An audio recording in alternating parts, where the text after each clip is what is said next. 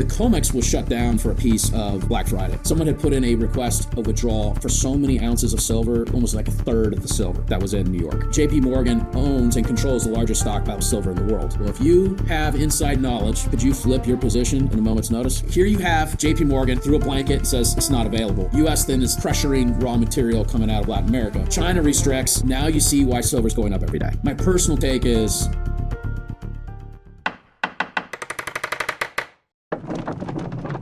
well, it's been about a year since we caught up, and you probably do need security guards with guns now because the metals complex has had one hell of a run. Silver just this morning went over 100, hit over $101 at some point. Gold's approaching 5,000, and I had to reach out to you because, as I was saying before we hit record, I'm convinced that those in the know of what's going on with the metal flows know the actual story of what's going on, because it seems pretty big right now. And so without asking any leading questions, I guess just jump into it. What have you seen? What is going on with the metals complex as it stands today? Yeah, I would say, I mean, clearly we could talk about all the monetary reasons, the expansion of debt, all those things that are really taking place, and frankly, what started really around the time of the Ukraine war, I think it set the stage for what we're seeing here, which is a exit of globalism and trade relationships, which are not just broken, but we're now in war over resources, and then the resources that are critical to the future related to energy, AI, power, and military are forefront. And you kind of put all those things together where people all want the same asset at the same time. That's what an auction does. If two people want to buy something and they're willing to pay a higher price to get it, that auction goes up. Well, if you're lucky at an art auction or you're on eBay and you're the only one bidding, price is lower. So it's a situation, really what's happened is just it's a geopolitical. And so I've been talking about it as it's a metals war. It was right around, I'm actually flying out to Europe on Sunday, here a couple days. I think I was coming back. I think I had a hat on. I think some people were like, oh man, you're not very professional. I was like, man, I'm on a 10-hour flight. Coming back from Europe, and I just put a hat on and I started talking about what was happening, and it was the gold moving to the U.S. and I kind of started to put together a little bit more of my macro thesis of what was going to happen, and a lot of it is why I moved my what's now Scottsdale Mint. I moved from Arizona. Over 18 years ago, I founded it. I moved it to Wyoming, and then I started another company called the Wyoming Reserve, which is a tax-advantaged foreign trade zone vaulting operation. And, when you have the macro thesis and you see the chips change, I love to put things on the board and you move things around. And I started just talking about what I'm seeing unfold. And, really what we've seen, kind of fast forward a little bit here with silver that we'll cover. Really, it is China.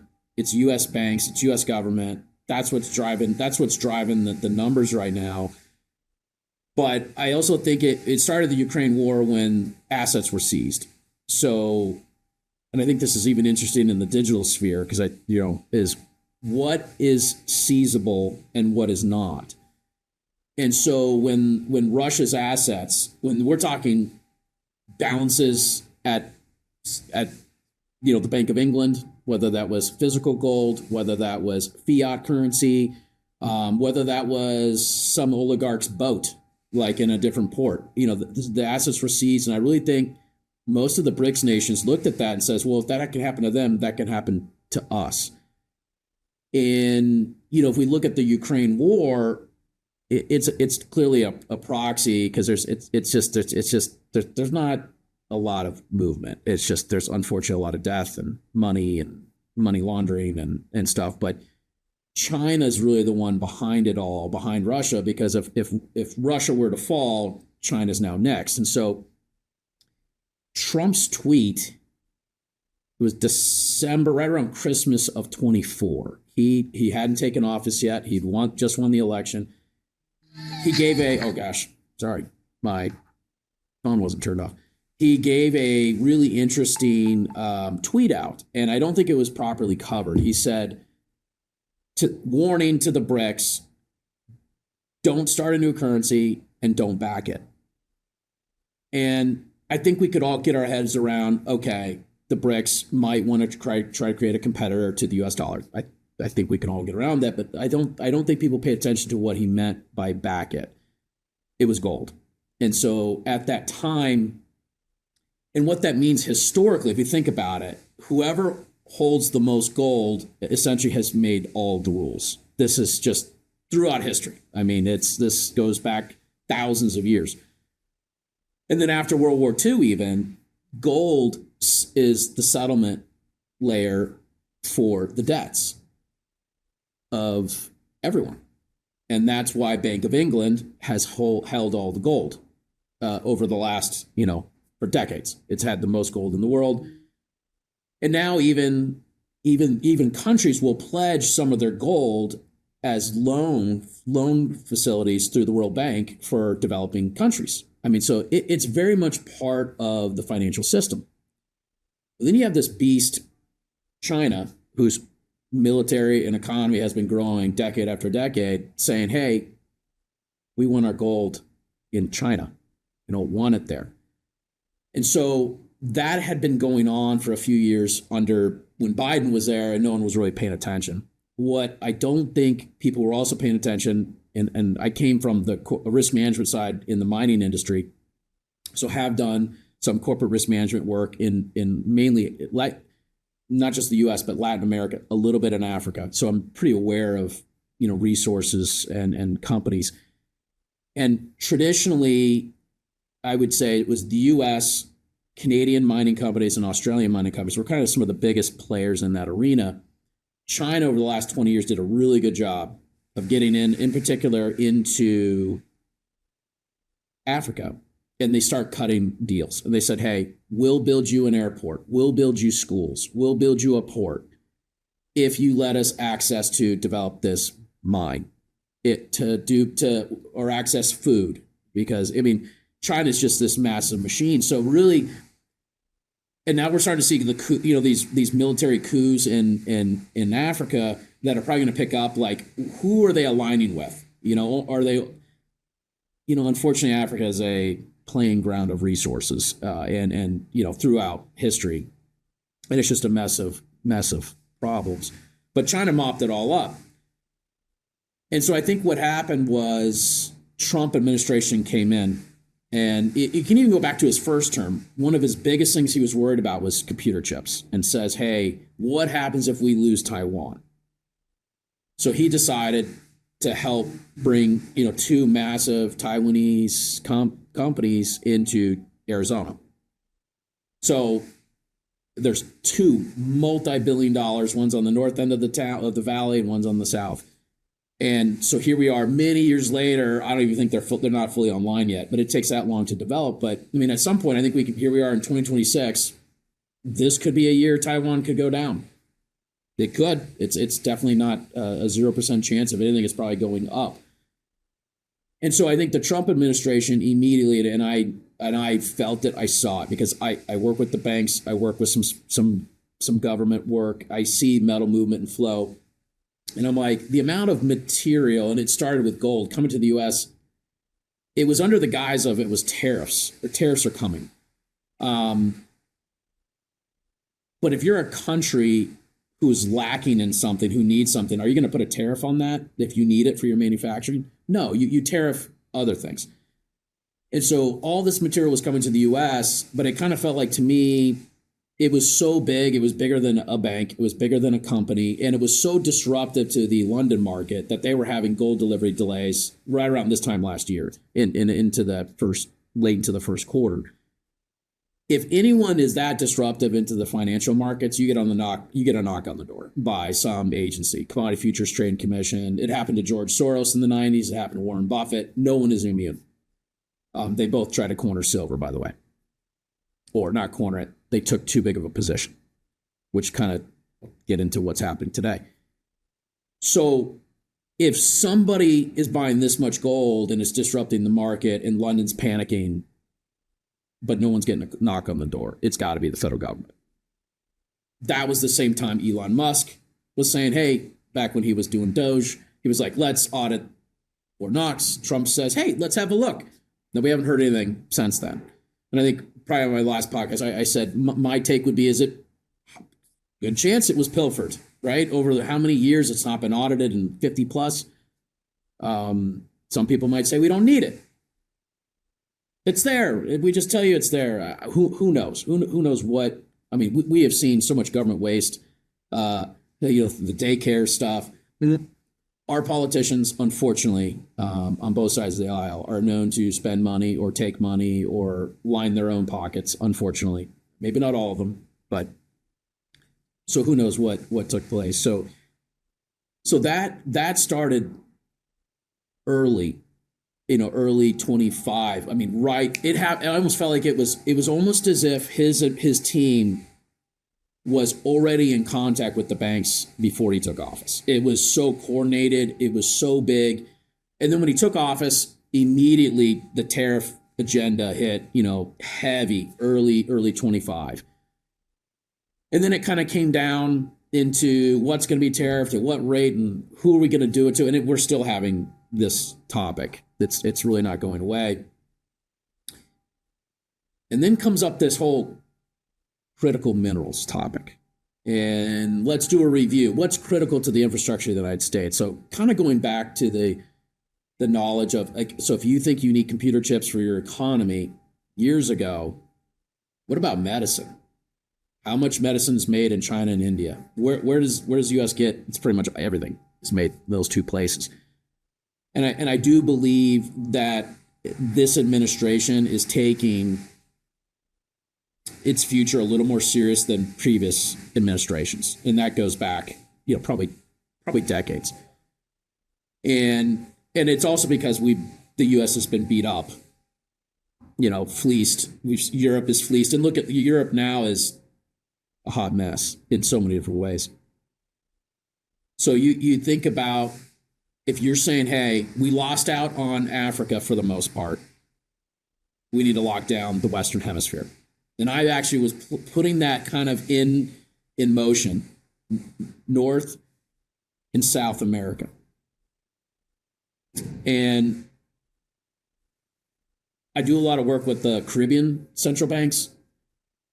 And I started noticing, and I'm down, unfortunately, I have to go to places like the Caymans, St. Kitts, because we mint a lot of their gold and silver coins.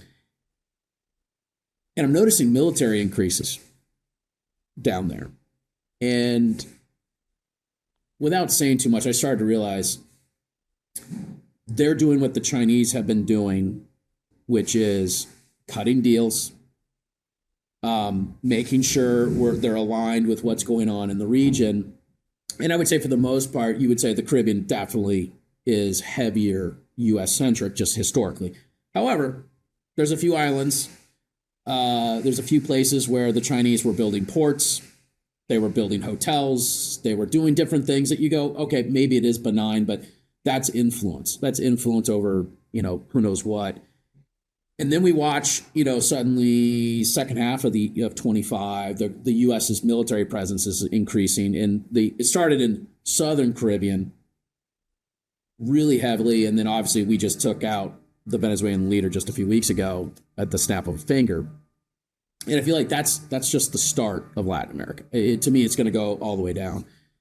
And what I've been talking about, why silver is going up so hard, really since around Thanksgiving. So you had, I don't know if you were aware, most people were either sleeping in after their Thanksgiving day, or they're out shopping Black Friday, or who knows. The COMEX was shut down for a piece of Black Friday.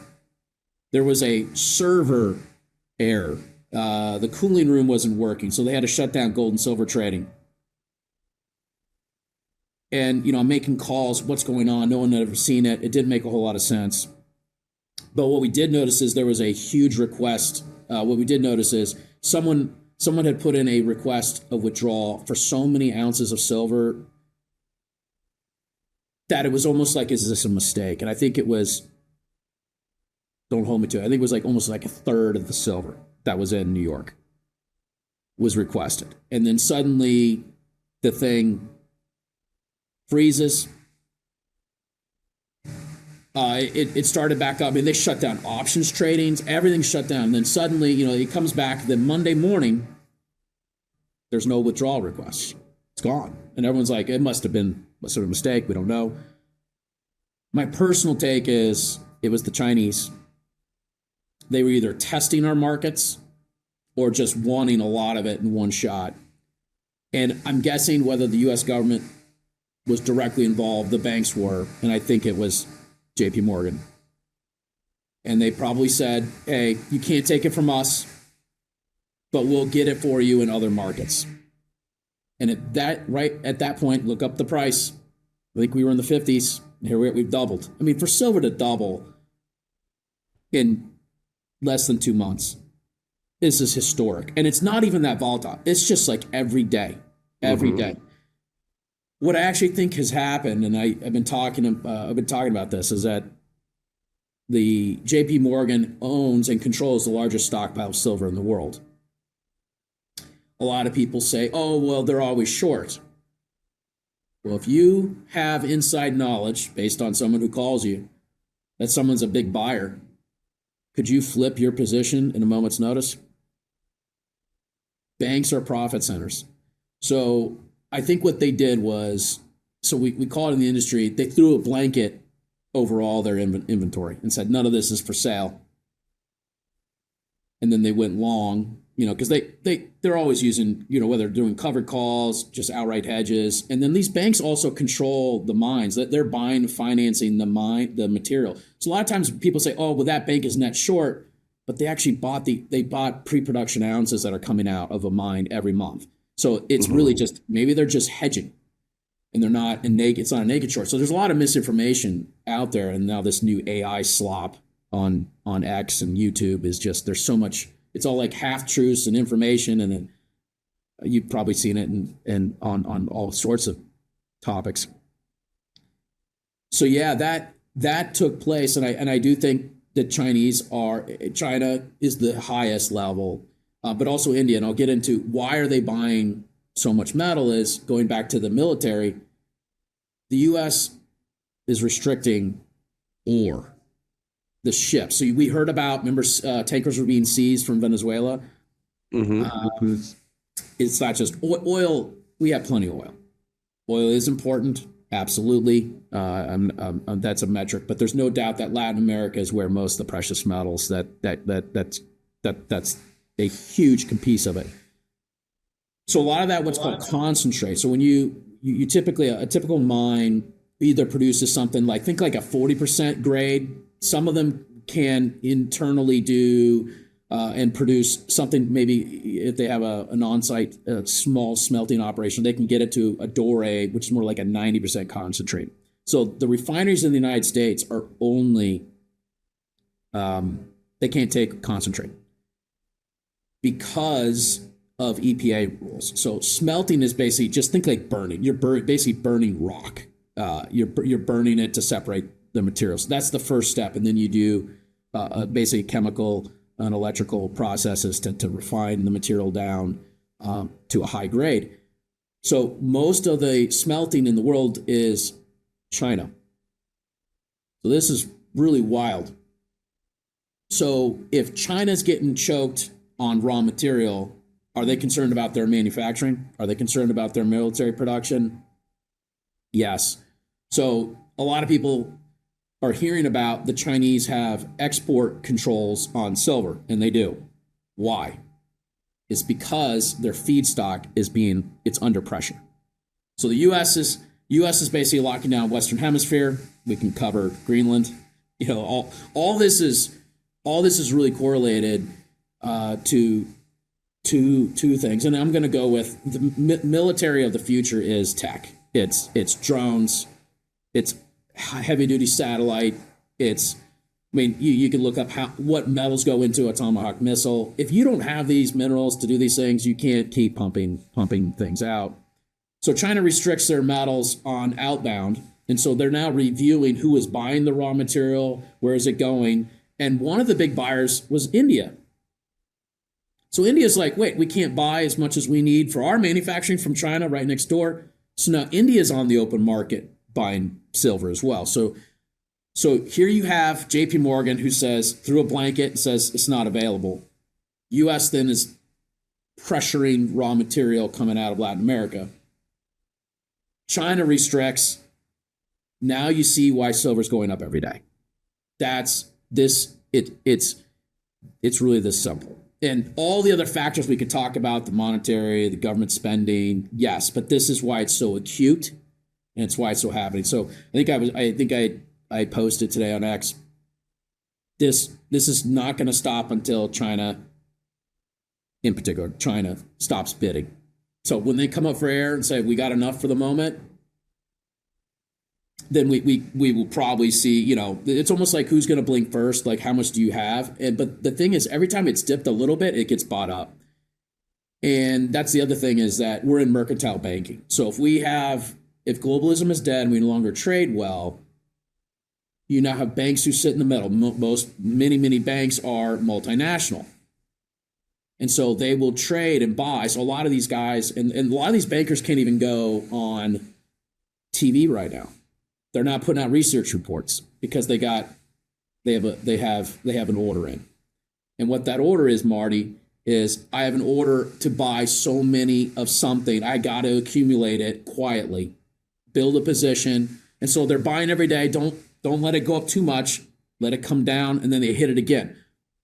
So if you've got, and I think the U.S. government's probably involved in it too, because they put it on the strategic minerals. So they're probably buying. China's buying. JP Morgan's in the middle, squeezing everybody. It's incredible. It's incredible to watch. So I think I did a quick video about a week ago and said, hey, we were, I think, in the 80s. Now we're at just over 100 today.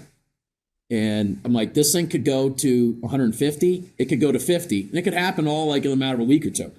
It will be volatile. But I think if we take a look at the whole complex, it's really happened in all the minerals, all the metals, and silver's just been running a structural deficit for years. It should not be this. It should not have been this cheap to begin with. And so if you look at cost to mine something, the primary silver miners have not been profitable for like forever, which is why the stocks have underperformed. And you kind of look forward, you go, well, it's just like farming, right? If farmers can't make money, they're going to stop growing crops, and then demand. If demand doesn't change, but supply goes down, prices shoot up. So yeah, that's kind of what's happening. That's what is probably the biggest driver right now. Well, I think that's a big question: is how long does this go on? And really, hearkening back to your comment about Trump's December 2024 tweet about the BRICS. In the gold currency, I think another thing that happened over the last 12 months is China, I forget if it was the PBOC or some CCP-linked entity, putting a ton of gold on warrant at the Shanghai exchange, which is, from my understanding, a signal like, hey, we have this gold, we're going to prove we have it, we're going to put it on warrant, which signals we're going to put it to work in some way, so we're not backing down Trump. Is that a correct assessment of that move? Yeah, so obviously I'm kind of, it kind of started with gold. It shifted into other minerals. Right now, silver's the one under the spotlight right now. And you are correct. And the reality is you have to basically, and I think that's why the monetary, I would take it, he knows there's a monetary reset coming. Most of us agree with it. The World Economic Forum believes in one vision for the people. I would say Trump probably represents the technocrats. I'm not saying, we could all decide. It could all go very Orwellian. So, I'm more of a liberty, freedom. Who knows where we'll be in the future. But there's no doubt that there's a battle about how is that great reset And what are the mechanisms? What are the control factors? What are our lives going to be? Are we going to live in 15-minute cities? Or do we have programmable money? Europe's about to roll that out. That could be freezed, paused, blacklisted. I mean, there's so many things happening, but if you get all the resources, you also have to keep the resources.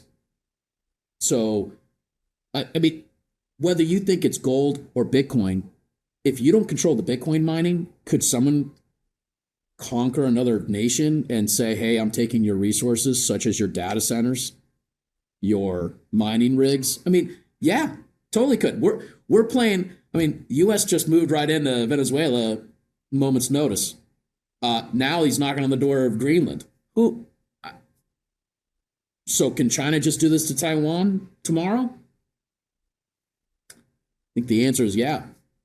So we're entering, I would say, Axis and allies are being aligned, and some countries are moving quicker. And then you got nations like Canada that's not paying attention. Like Carney's doing deals with China, and you're on the border of the United States. That's a game. And I would say he represents the World Economic Forum side. If we certainly, yeah. I mean, that's why there's a really interesting battle, but he's not getting it. I would say Mexico's probably going to get it. They're a narco-ish run deal, and I think the Venezuela was a shot across the bow, and then the United States may undertake cartel military action for the sake of drugs. It's for the kids, right? Yeah. This is like, I mean, I grew up playing the Risk board game. That's, hey, I'm not a fan of war by any means. We've lived in, for the most part, I'm in my mid 40s, fairly peaceful outside of 9/11 and some Gulf Wars. But yeah, we're entering, I think, dangerous times. Words matter, but what matters more is what you do. And that's what I think, so going back to China, hell yeah, they are loading up on gold. They are building vaults in all the BRICS nations. I know this first and foremost. Was contacted for consulting a couple of years ago through someone else that got the contract to build vaults in a number of these countries. There's not many people that build vaults in the world, and so you get calls like that. And they're building, yeah, you're right. They're gonna set up gold in all its locations. I think you've got one. It's gonna be all throughout Southeast Asia, and they're gonna try to do the best they can because China's got problems too. China's economy's got problems. They're not. U.S. has problems. We all have problems, and so if no one really trusts, they're trying to go to a more trustless asset. Is what's happening. Yeah, and they want out of, call it, the U.S.-centric system. Sup, freaks. Healthcare open enrollment has started. It will roll through the end of January. Opt out of traditional health insurance, which doesn't care about you. It's impersonal. It's expensive. They deny an increasing amount of claims. Premiums are going up. You don't have to live this way. You can opt out. I opted out 4 years ago and joined CrowdHealth. I've been a CrowdHealth member, a very happy CrowdHealth member for 4 years. I've had 2 children, a couple of health events in that time period, and CrowdHealth has been there. You pay a monthly fee. You contribute to the crowd. We were paying $1,800 on Cobra as a family of 3. Now we're paying around $900 a month as a family of 5, and that's with CrowdHealth and direct primary care. You can opt out of health insurance. Go to joincrowdhealth.com/TFTC. You're going to get $99 a month for the first 3 months if you use the code TFTC. Joincrowdhealth.com/TFTC. Sup, freaks. This rip was brought to you by our good friends at Bitkey. Bitkey is the hardware wallet that makes Bitcoin easy to use, hard to lose. The 203 multi-sig. You download the mobile app. You pair it with this hardware device here. You have a key here, one on your mobile app. Block holds one in the cloud. Comes with incredible features, the newest of which is chain code delegation, where you can set up your wallet and you can send and receive Bitcoin from that wallet as long as you're doing it with your hardware wallet and your mobile wallet. And Block is none the wiser. You get privacy with chain code delegation in privacy mode. You can auto stack using Cash App, Strike, Coinbase, other apps directly to your Bitkey wallet. easy to set up. If you have friends and family that still have their Bitcoin on the exchange but need to get it off, send them to Bitkey to pick up a Bitkey. Go to bitkey.world. Use the code TFTC20 for 20% off your Bitkey, and you can buy one right here. We have one in our YouTube store. You don't have to go anywhere. Just click that link. Use the code TFTC20, 20% off. Pick up a Bitkey. It's funny. I have this book sitting right here on my desk. I've been reading through it again. Gold Warriors. About I've not read that one, but it's a good one. But it feels like very similar in the sense of there's a war for gold right now, and it is very interesting to watch behind the scenes. 'Cause, I mean, from the monetary perspective, again, going back to like the gold on warrant at the Shanghai Exchange and setting up the vault infrastructure, I mean, it's pretty clear that China's sticking their hand up saying, hey, you don't need to use the dollar system to settle anymore. We're going to set up all these vaults, put gold on warrant. You can technically do trade in yuan, but it's going to be backed by gold. You can swing it to your local currency or holding gold easily. It's happening right in front of us. And they built the plumbing before internally. They started promoting. They have a gold amusement park in China to promote to promote gold holdings of the Chinese citizens.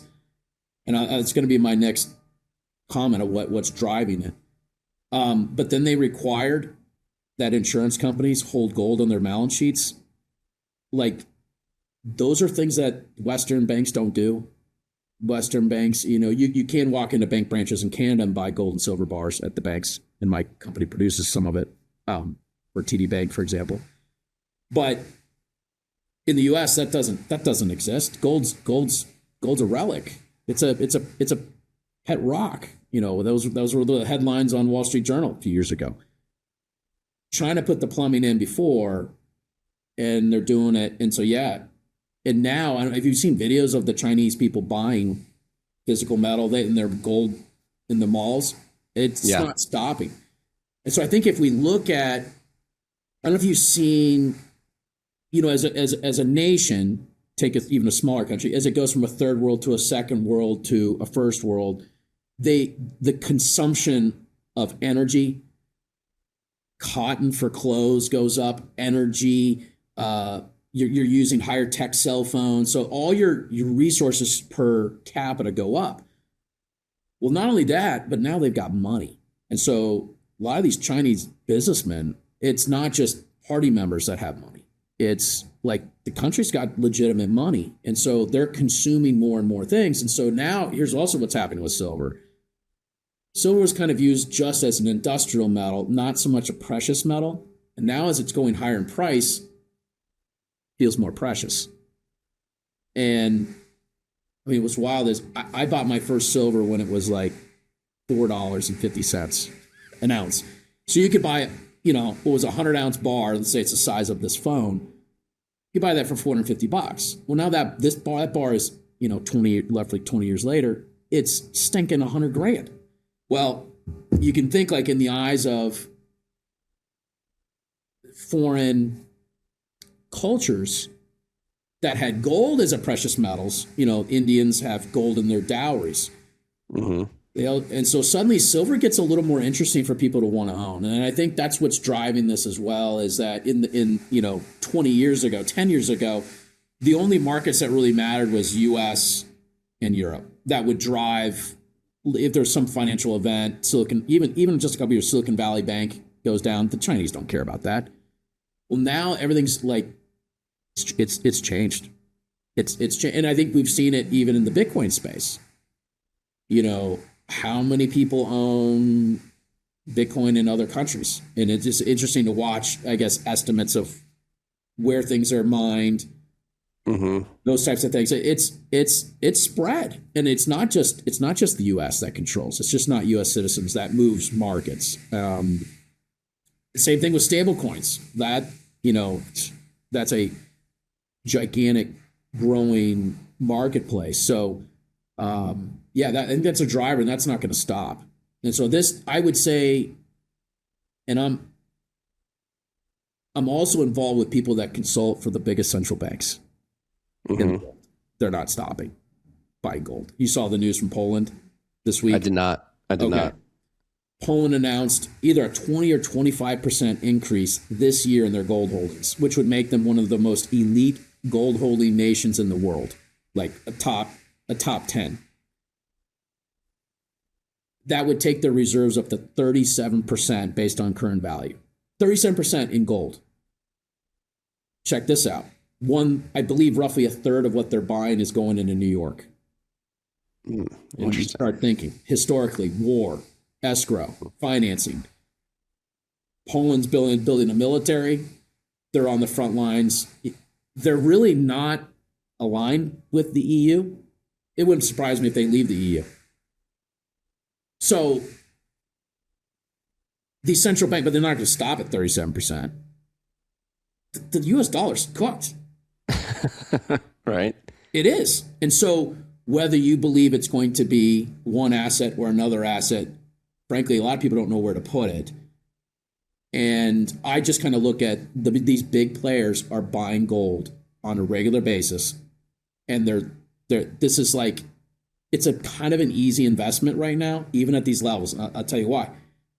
Because these entities that are buying it, and I think this is kind of even the headwind for Bitcoin at this moment, is it's kind of like Michael Saylor was doing fantastic for a while, getting things going, but he's taking out debt to make purchases and trying to tell other people, hey, to do this.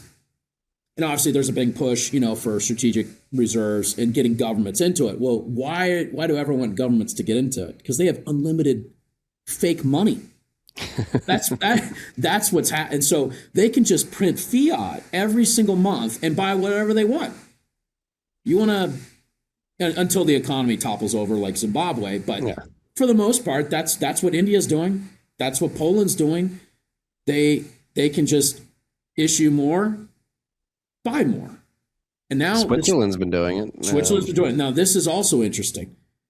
When you buy gold, the new Basel III regulations, it's 100% risk-free asset if it's in physical form. I believe it's 90% if it's in a paper form of gold, like an ETF. So now they want the physical. That officially triggers this year, right? At some point this year? Yeah. It was supposed to be last year. It was delayed. It's been delayed a little bit, but a lot of the banks are frankly positioning with it. So they're modifying, they're modifying some of their holdings. And so it basically just think like it boosts their credit.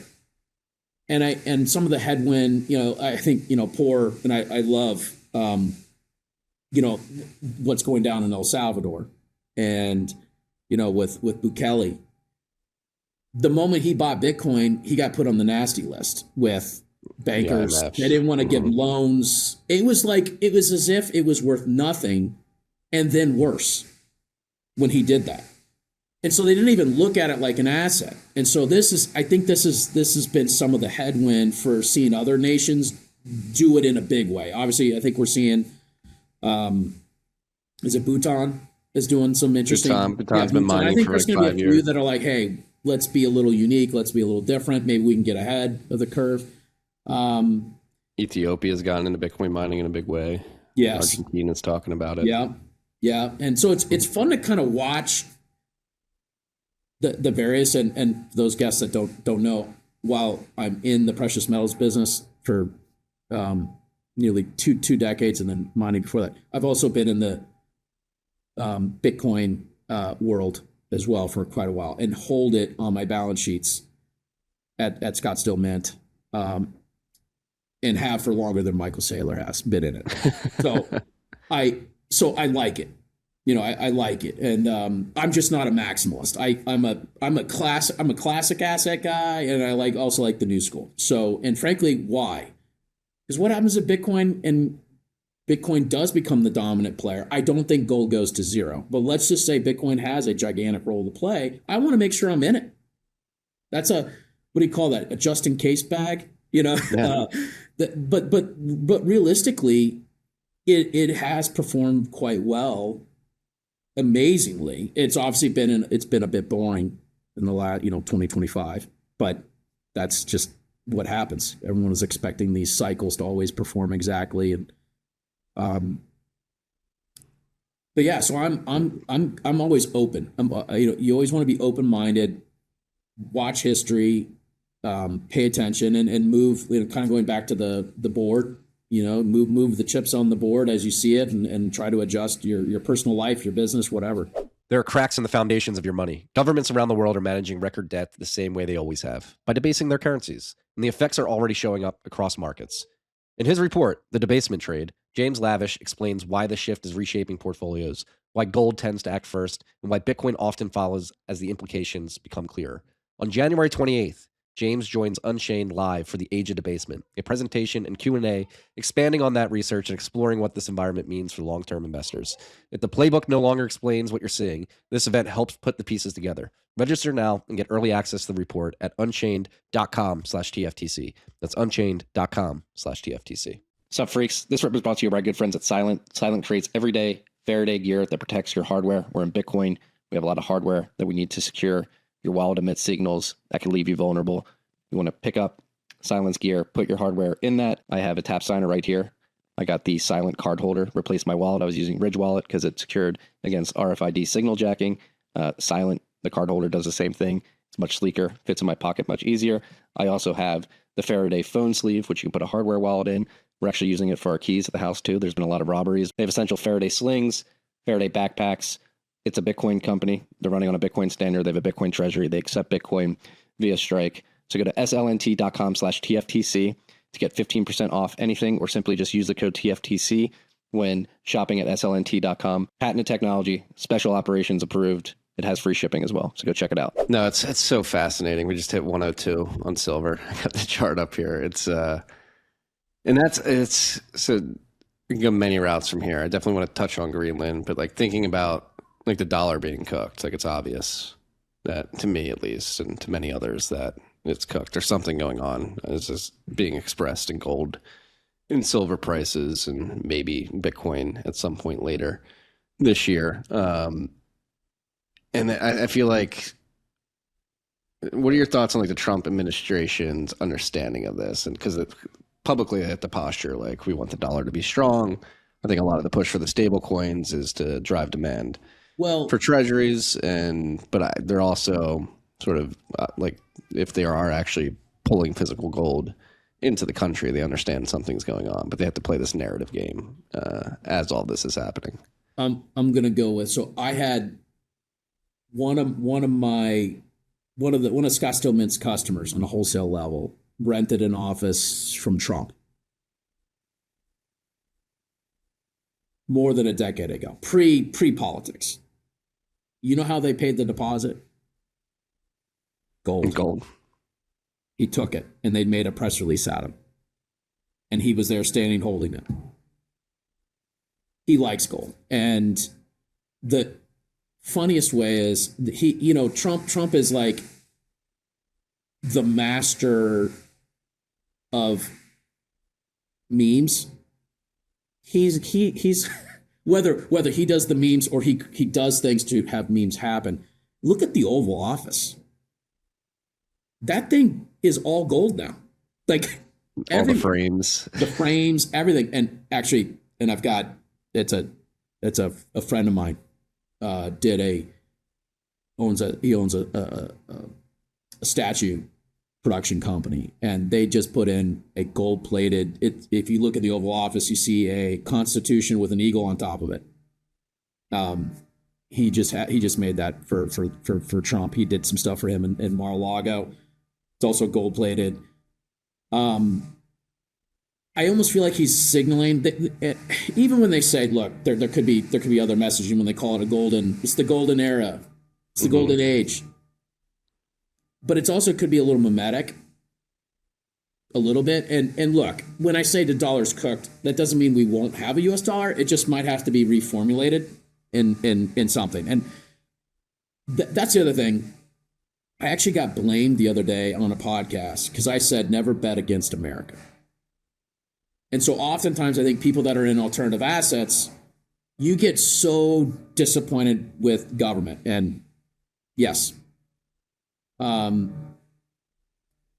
I also say is like, well, what's the alternative? What other government do we trust? And then the United States has vast resources, just its geographic location. even if there was a world war and it didn't come out well, the United States, just like Europe, a lot of Europe lost, but it was so strategic that it had a role to play in the future. And that's kind of the sad thing about a war. Like even if Ukraine and Russia chop up whatever, does it really matter to the farmers in the fields when it's all said and done? Maybe, maybe not. It's just, it stinks when people have to die. But like the United States, I would say, yeah, Trump gets it. And I would say this administration is way more pro-business. And so, I forgot to mention, U.S. Department of War. I put out an article on it. I think I was one that broke it because I was like, how did everyone miss this? The U.S. Department of War put $2 billion into a smelter. That's what in Tennessee. $2 billion. It's a $7 billion smelter. And so, okay, check this out. So going back, you can't take, there's no smelters in the United States in 50 years. So it took the U.S. military to say, we're going to do it, and we're going to put it in Tennessee, and we're going to use the Koreans' technology to fast track it. And guess who's financing the whole deal? JP Morgan. And now that material, obviously it's going to take a little time to get built out, but that material can be routed into the United States instead of going to other countries, and it can be processed. And so a smelter, as you're processing those minerals, guess what else you get? Rare earths, all kinds of stuff. So, and in that deal, the Koreans had to pledge, you can look at it, it's called Korea Zinc. And if you want to type in Korea Zinc Smelter, Tennessee, or better yet, go to scottsdalemint.com. We posted the article that kind of blew it open. And it basically says, because of this deal, the U.S. gets more rights to more offtake out of Korea, more strategic minerals. So this is where it's like, how long could a bank go if they're you see what I mean? Like they're pre-purchasing production so they're locking it. Who knows? Their terms on all these deals. It's really quite wild. And so as you see all this going on, you're like, yeah, it's taking so I go back, yeah, this administration knows what's going down. I feel it, I see it. I'm off to Europe. I'm speaking. I'm off to Europe on a couple of days, and then in a few more weeks, I'm speaking at an event in Florida. I'm on a panelist with the World Gold Council, and one of the top Dan Gali of TD Securities, who's kind of took it a little bit hard because he kind of thought silver would dip recently. So I'm on a panel with those guys, and you know who's in the crowd of these events now? Government, Treasury representatives, State Department, yeah. And without saying, I can't say too much, but it's not that they just woke up; they've always been.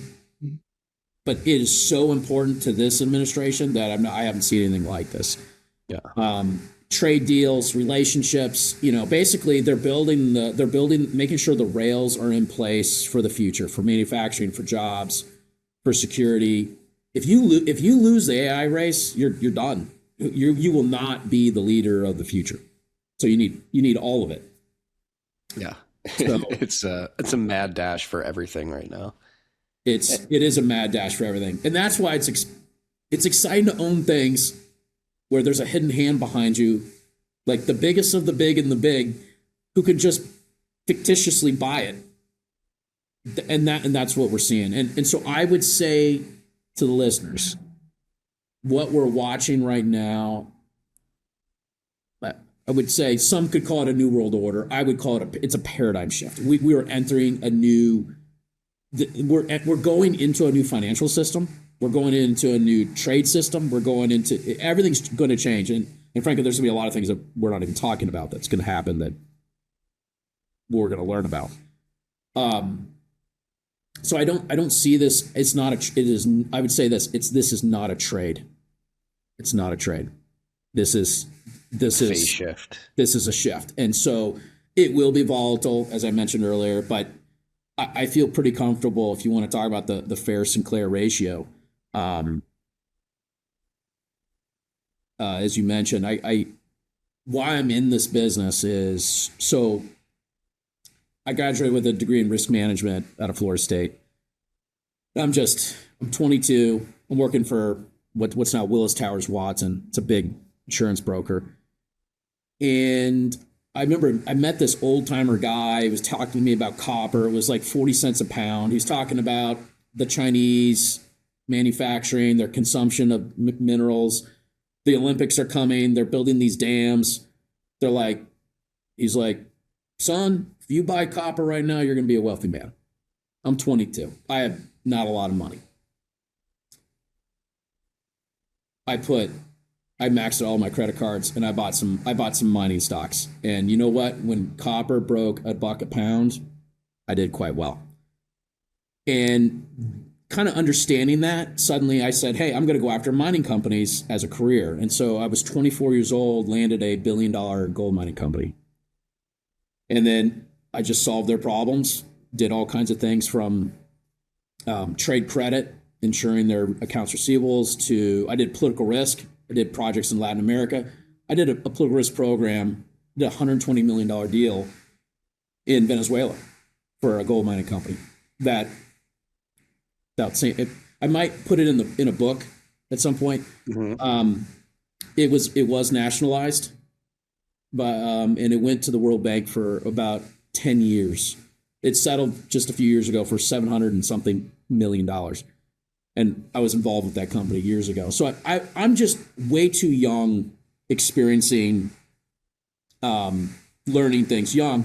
And so that one mining company, I got into another. And so, like, if you look at the biggest silver miners and copper miners, and I worked with all of them in my 20s, and now I'm friends with some of the CEOs of these groups, and because they were younger when they were at those companies. And so, but one of the guys that kind of inspired me on the precious metal side was a guy named Jim Sinclair.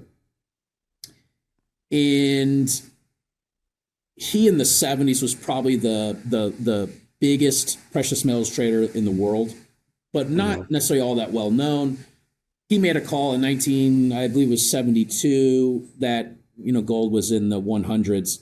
Gold's going to go to 900 at the end of the decade.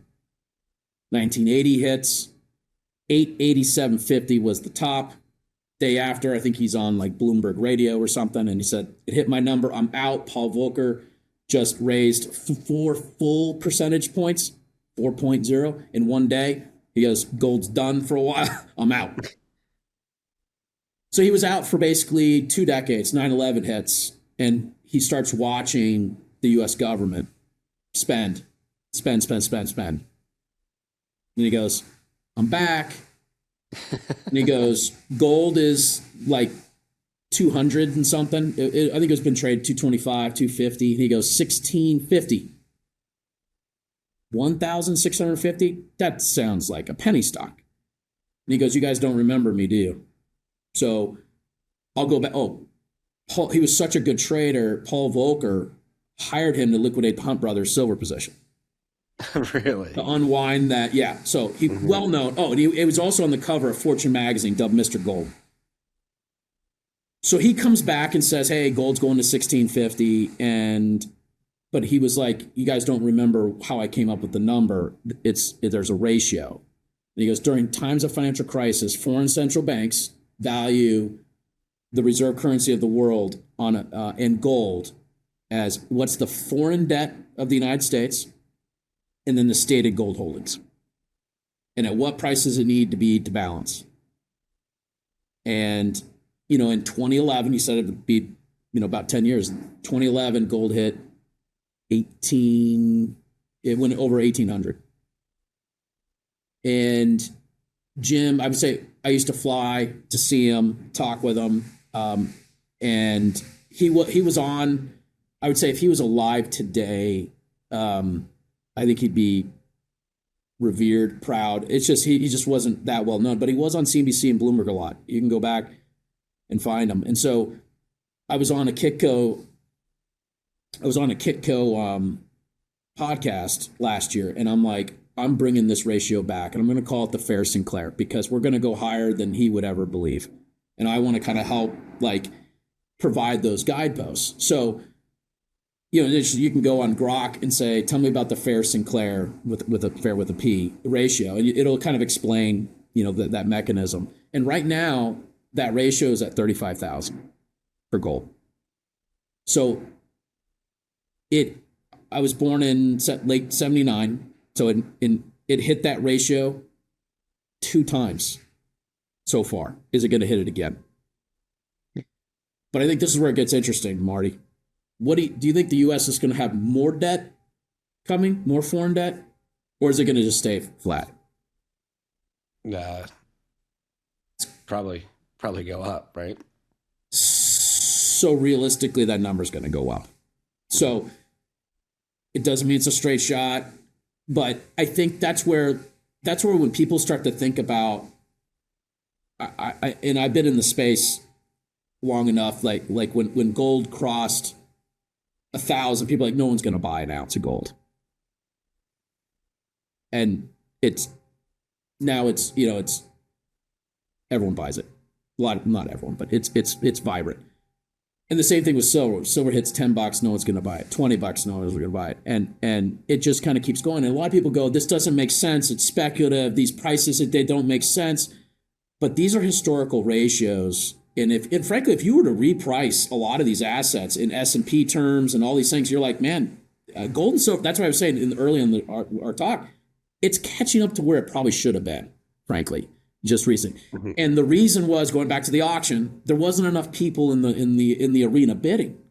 So now you got the Chinese government, who's a force, and then you got the United States. They're all bidding on it. So it's finding a new equilibrium.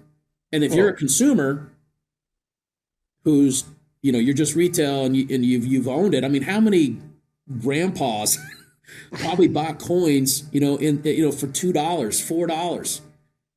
And I know, because our vault, like, we're getting calls from people. They're like, I have millions of dollars in my basement.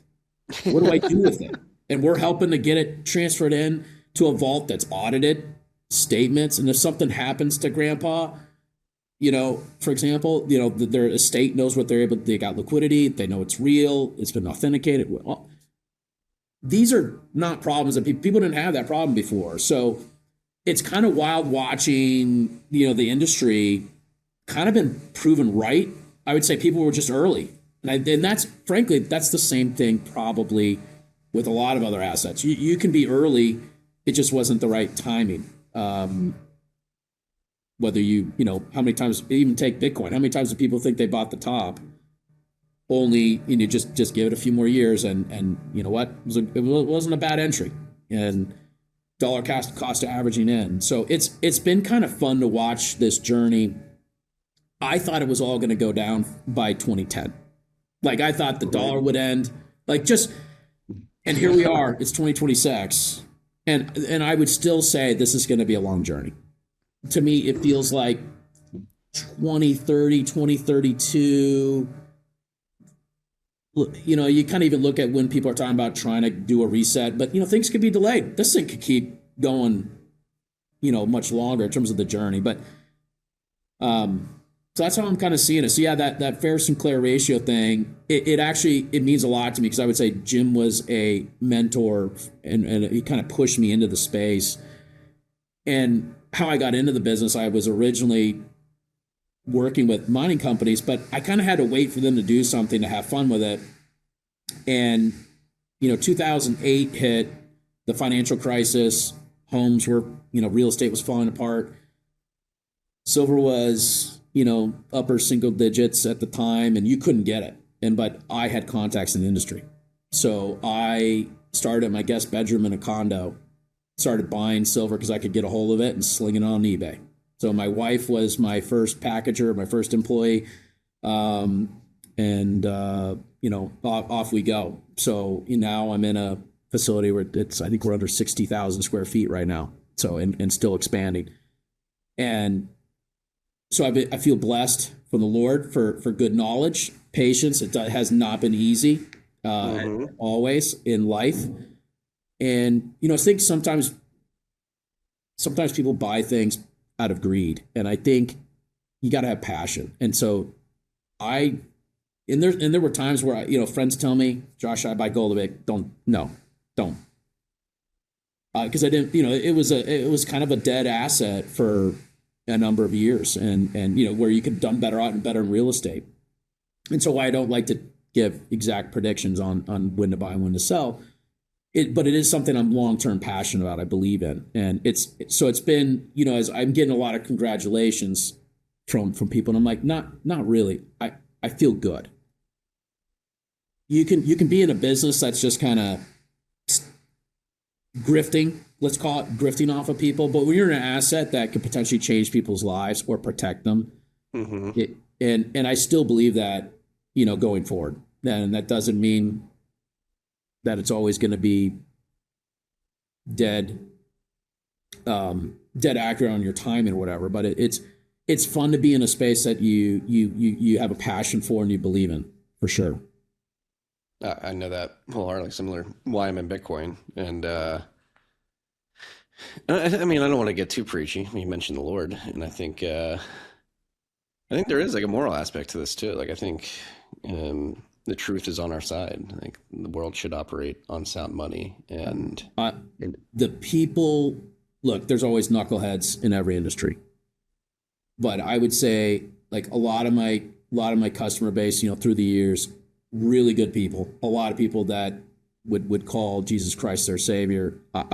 It's people that maybe didn't get as bamboozled during COVID. It's people that are, sometimes people would say, oh, I would say the conspiracy theorist thing, obviously we all know a lot of that is fabricated by alphabet agencies. But a lot of it's being proven true. And I think there is a good quality of people in the space, in Bitcoin as well. And sometimes there's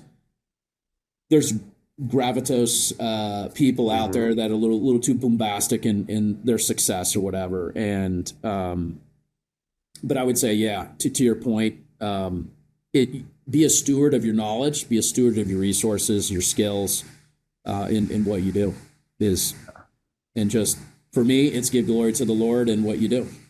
Yeah, same here. And I think it's just getting started too, because when you factor everything we just discussed, if we're going into this multipolar world with increased social incohesion and saber rattling and a mad dash to win the AI war and the energy war and reshore, like they're gonna have to print so much money over the next decade. It just makes too much sense. There's no other way to do it, right? Yeah, and that's also why I don't root for the downfall. Look, I want the United States to succeed, and maybe there's a pathway through all this to the other side. But you can't stress it. But I would say to people that aren't positioned in some of these alternative assets that we're talking about, Bitcoin included, is you're on the outside looking in, and I do think you live here, you work here for the most part. For those, if you're watching this in the U.S., you're really tied to the U.S. economy or wherever economy you're at, and so oftentimes some of these assets do better. I mean, do a little bit better than when the rest of the economy is not doing great.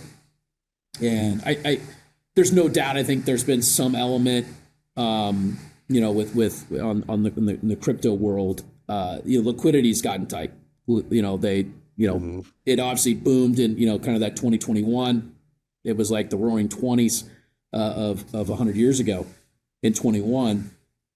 And that'll come back again. When people have, and right now people just feel pinched. They're pinched at the grocery store and everywhere. But, there's going to be liquidity events to come, and they're going to inject money into the system, and people just got to figure out what to buy again. And you could go buy a new car or go buy some sound money. So that I would say, yeah, it's going to be a long journey ahead, and it's not. I still don't think it's too late. It's not too late. In this. No, not at all. And I think another thing too. I think it's important to separate the government from the people too. Like I wholeheartedly believe in America because I believe in the American spirit, despite what the mainstream media and a relatively depressing time in terms of Yes. like the silent depression, if you will. Obviously, deaths of despair, and obviously wage growth isn't keeping up with inflation, and there's a lot of people struggling out there. But I do still believe, despite all of that, the American spirit is alive and well, and that sort of wildcatter, go get stuff done, go out there and make something for yourself and for your community still exists and is unique. Thank you for saying that. I would still say, yeah, why the institution of our nation is struggling mightily and could falter. The construct of the people, and there are maybe not a lot of great people here too, but I would say on a percentage basis versus anywhere else in the world, yeah, don't bet against America, the people, and I think that's, yeah, that I think it does give hope to families, to communities. You can turn on the news and get really frustrated, and it sure feels like the algorithm is pushing stuff to make you feel really mad and frustrated. And so sometimes you got to realize, hey, what are they trying to get me to think like right now? Yeah, completely agree. I think that's a good note to end on. Don't short the American spirit, the people of America. I like will it. Prevail. I like it. But yeah, like I said to someone else, never bet against America, but you still might want to own some other assets. So, for sure. I think America is going to be rebuilt. We're going to have a golden age. I think the mimetic sort of normalization of the golden age is real. I think I'm optimistic we will reorient the economy around sound money, whether it's Bitcoin, gold, silver, combination, 2 or 3. I think it's there. I mean, particularly with the software tools that exist for Bitcoin, it's never been easier to incorporate sound money into your business, into your life. I think we're on the path to do that. You got to stay optimistic too. You can't doom. Never doom. No dooming in the chat. No. You can be real, but you got to be optimist. And I think there's always something to smile about in your life. And I think even for those listening, seriously, there's a friend out there somewhere. There is hope out there. And even the way social media is, you can get warped into the doom circle. So totally agree with you on that. All right, let's go out there and win. Let's go have a good weekend. Safe travels to Europe, and we should catch up. We should have waited almost a year to catch up. Let's catch up. Absolutely. Maybe in the beginning of this summer. Let's do it, Marty. Appreciate it. All right. Peace and love, freaks. Thank you for listening to this episode of TFTC. If you've made it this far, I imagine you got some value out of the episode. If so, please share it far and wide with your friends and family. We're looking to get the word out there. Also, wherever you're listening, whether that's YouTube, Apple, Spotify, make sure you like and subscribe to the show. And if you can leave a rating on the podcasting platforms, that goes a long way. Last but not least, if you want to get these episodes a day early and ad-free, make sure you download the Fountain podcasting app. You can go to fountain.fm to find that. $5 a month gets you every episode a day early, ad-free. Helps the show, gives you incredible value. So please consider subscribing via Fountain as well. Thank you for your time, and until next time. Okay.